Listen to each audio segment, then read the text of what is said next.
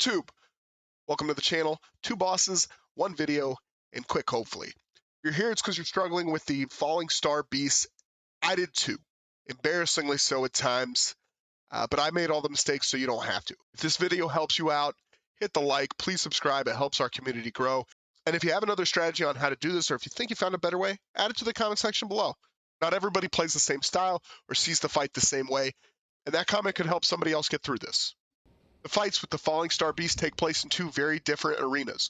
One is in a crater on the top of Mount Gilmir, and the other is in a cave room in the Syllia crystal tunnels in Caelid. The biggest issue I had early on was feeling like I was hitting these guys with a butter knife, and that's where we'll start.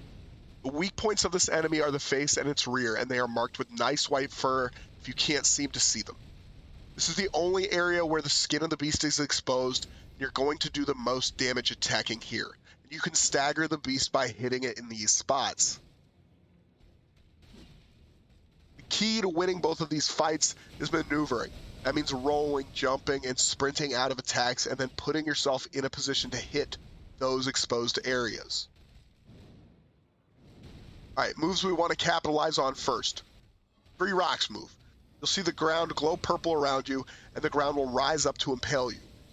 This is going to happen 3 times. The first 2 you can easily just dodge roll out of. The third one is much larger. You want to sprint as far out of the glowing purple area as you can, throw in a leap if that helps at the end to help create distance, then immediately close the gap and attack. There will be a nice window for a couple of attacks. The beast does various head swipes where its face gets stuck in the ground. You're going to want to dodge roll the swipe, and then the key is waiting a moment for the beast to drag its head back to center. This is just a good clean window for a nice headshot.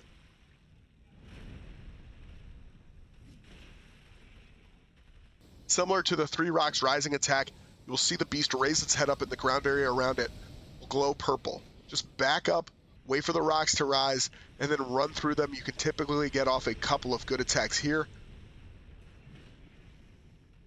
The beast will do a cannonball leap. Timing's a little tricky on this, but I found typically waiting to dodge roll immediately upon the beast landing is the best time. And then you've got a window where you can move and get a single attack in. And after watching the tape, I realized this little front leg stomp usually premeditates the cannonball leap. During the fight's second phase, the beast is going to add 2 new moves.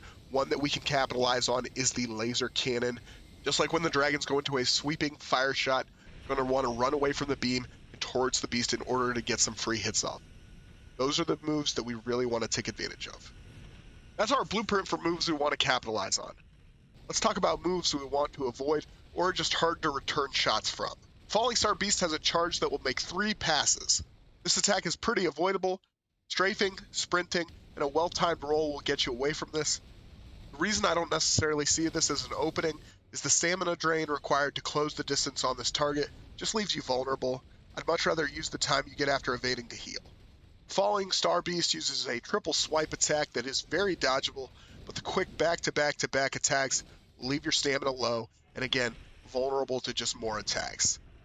And there are better options when it comes to being able to strike his head afterwards. Finally, the Fallingstar Beast throws a series of tail whips and a ground slam that will throw debris up at your character. These are slow wind-up attacks that I think made it difficult to close the gap on. In his second phase, the Fallingstar Beast will do a new gravity attack where he lifts rocks off the ground and then drops them. There's a window you can roll out of these, but the far safer option is just to avoid the gravity field entirely and wait for a better opening. Thanks for watching, and we'll see you in the next one.